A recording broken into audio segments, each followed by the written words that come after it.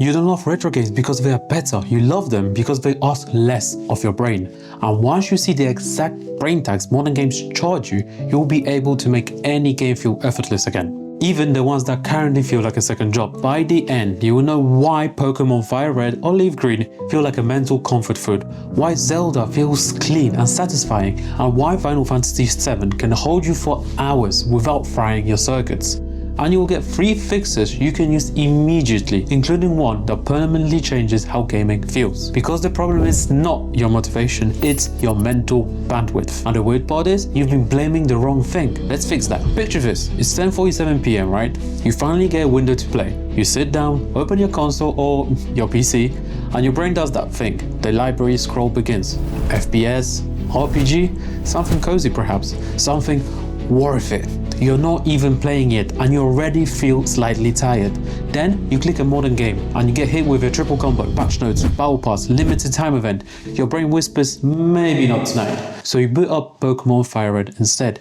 2 seconds later, you're in Pallet Town, talking to Oak, choosing a starter, and your shoulder just drops. Same you, same night, different cognitive load. Hold on to that, because in a minute you will see why that feeling is not nostalgia, it's neuroscience. Okay, so here's what you're getting by the end of this video. Why retro games feel better when you're burnt out, even if you objectively have better games waiting for you. The simple mental model that explains it in one whole image. And 3 fixes that can increase in value. Fix 1 is a 30-second quick win. Fix 2 is something you can do tonight, and fix 3 is the permanent identity shift that stops the relapse. And yes, you can still enjoy modern games. This is not a retro elitist manifesto, it's a stop paying unnecessary brain taxes manifesto, because once you see the tax, you will stop donating it. Let's be real, you want gaming to give you meaning, fun, mastery, maybe even a little escape. But your brain, especially after work, after life, after being a functioning adult, your brain chooses low friction, chooses the shortest path to I feel something now. That's why after a long day, Zelda's clean dungeon structure feels like a warm shower. That's why FireRed's turn-based pacing feels like you can breathe between thoughts. That's why the Final Fantasy VII's menu somehow feels relaxing instead of slow.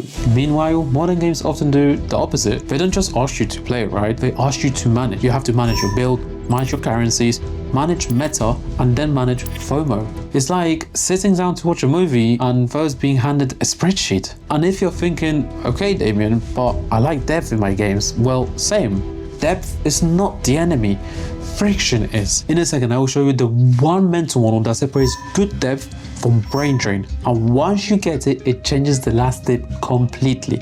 Here's the mental model. Your brain has 2 budgets, a fun budget and a power budget. Most people only think about the fun part, right? But the brain power part is what decides what you actually boot up when you're tired. Ping off your brain like a phone battery, okay? Modern games often run GPS, Bluetooth, 5G, 14 apps in the background, and they are playing TikTok in the picture for no reason. Retro games on the other hand, they are in airplane mode with brightness set at 30%. So when you're mentally fried, retro games don't feel better, they feel possible. And the key concept here is this. Retro games tend to reduce irrelevant cognitive load. They don't waste your working memory on decisions that don't meaningfully increase fun. Keep that in mind because it's going to completely change how Fix 3 works. Let's take a few pieces of psychology, but in a way you can actually use them yourself.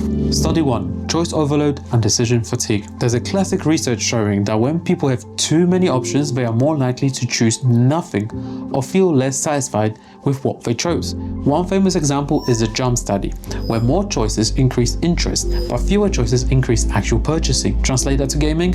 When you have 300 games in your library, 12 live service games screaming, "Come back to me!" and 4 friends message you different invites to 4 different games because you need to get your elo up, your brain doesn't feel lucky, it feels hunted. Consequence, you burn brain power before you even start playing. So the game has to work twice as hard to feel fun. And most games cannot overcome a tired brain plus a bloated menu. This is why willpower fails here, because you're spending willpower on selection and not play. And in a second, we will connect that to why FireRed feels instantly calming. Study 2. Task switching costs. There's a strong evidence that switching tasks comes with a performance cost. Even quick checks and context switching can degrade focus and increase mental fatigue. Translate that to modern games. Modern games often require constant then micro-switching, combat, then crafting, then loot comparison, then skill tree decisions, then map markers, then notification pop-ups, then claim reward. Consequence, you feel busy but not satisfied, because flow needs sustained focus, and sustained focus needs stability. This is why you can play for 2 hours and somehow feel like you did chores. And this is where Zelda and Final Fantasy VII quietly win. They don't constantly interrupt your brain with admin. Study 3. Flow theory. Okay, so flow happens when challenge and skill are balanced basically, okay? And the activity gives you clear goals and immediate feedback. Translate that to retro design.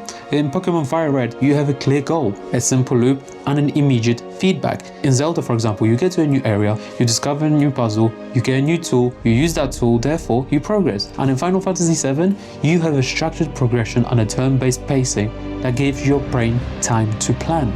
So as a consequence, retro games create flow faster because they keep your brain inside one lane. They don't keep asking you to open new lanes every 45 seconds. This is why your gaming motivation looks broken in modern games, but magically returns in retro. And now we can pay off the earlier moment, because you were not weak at 10:47 PM. You were out of bandwidth. Let's make this painfully personal, okay? You tell yourself, tonight I'm going to finally start that big RPG that everyone says is an absolute masterpiece. You boot up character creation. 20 minutes later, you're choosing eyebrow scar intensity like you're applying for a job at a modeling agency. Then the tutorial throws 3 combat systems, 2 currencies, a crafting system, a map full of icons, and a quest log that looks like your email inbox. So you pause and you get that weird shame. Why can't I just enjoy this like other people? So you quit and you open FireRed. You catch a Pidgey, you beat Brock, you get that tiny hit of competence and you feel absolute relief. Not because you're downgraded, but because you finally stopped asking your brain to sprint on low battery. Retro feels better because it respects your brain power budget. Now, let's fix modern gaming. Fix 1, the 1 decision rule. You only make 1 meaningful decision before you start playing, not 12. Step 1, before you boot up anything, ask, do I want comfort, challenge, or story tonight? Then pick 1 game that matches that mood. Finally, start the game immediately. No browsing, no maybe, okay? Just start. If you catch yourself scrolling, you need to say this out loud. Not browsing, booting up. Yes, you will feel silly, okay? But that's the point. Why it works? It reduces the pre-game cognitive tax. You stop spending your brain power on selection and save it for actual play. This directly protects your brain battery, but if you only do this, you will relapse the moment the game hits you with menus and meta. So Fix 2 makes the game itself easier to enter. The Low Load Launchpad. You redesign the first 5 minutes of your session so it feels like retro, even in modern games. Step 1. Pick your default save. The place you always load into that requires zero thinking. In FireRed, it's just your current route. In Zelda, it's standing outside the next dungeon. In Final Fantasy VII, it's a save right before a story beat. Turn off non-essential UI notifications. If you can disable pop-ups, do it. Write 1 microgram on a sticky note or your phone note app. Complete 1 dungeon room, catch 5 Pokemon, or do 1 story mission. Then finally, set a timer for 20 minutes. When the timer ends, you're allowed to stop guilt-free.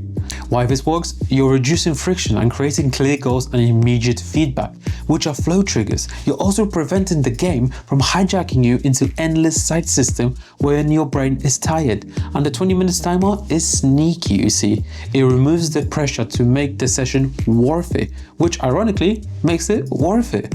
But even this can fail if you can still see yourself as a kind of gamer who must optimize absolutely everything when you start a game. So Fix 3 is the identity shift that makes it permanent. Fix 3, the Curator Identity. You stop trying to be the gamer who plays everything, maximizes everything, and keeps up with everything. You become the gamer who protects bandwidth. Step 1, choose your main game lane for the next 2 or 4 weeks. 1 comfort game, 1 story game, and 1 skill lane. That's it. 3 lanes and not 12. Then make a rule, no more installs during this period. Then the most important one, redefine a win. A win is not I progressed the most, a win is I ended the session feeling lighter than I started. Read that again. A win is lighter. Why this works? This ties directly to identity-based motivation. When your identity becomes I protect my brain power, your choices get easier. You stop negotiating with yourself every single night, okay? And it also quietly restores self-determination theory. Competence, because you stick with fewer games long enough to feel good. Autonomy, because you're choosing based on your life, not the meta. And relatedness, because you can actually talk about what you're playing instead of drowning in options. Now, let's reveal the cure, alright? Retro games feel better because they are designed like a clean hallway. Modern games often feel like walking into a warehouse. It's not that your brain can't handle good games, it's that your brain hates paying for things that can't create fun. Retro design often gives you clear goals, stable focus, low admin, quick competence, and minimal mental pressure. So when life drains you, retro doesn't compete for your remaining bandwidth. It cooperates with it. And the cure is not only play retro forever, the cure is this. Stop judging games by how good they are. Start judging them by how expensive they are mentally. When you choose games based on mental cost, your session becomes finishable, your backlog stops feeling like guilt, and gaming becomes what it was supposed to be, a place you go to recharge, not another place you go to prove something, okay? This is the moment you stop calling yourself lazy and start calling yourself human.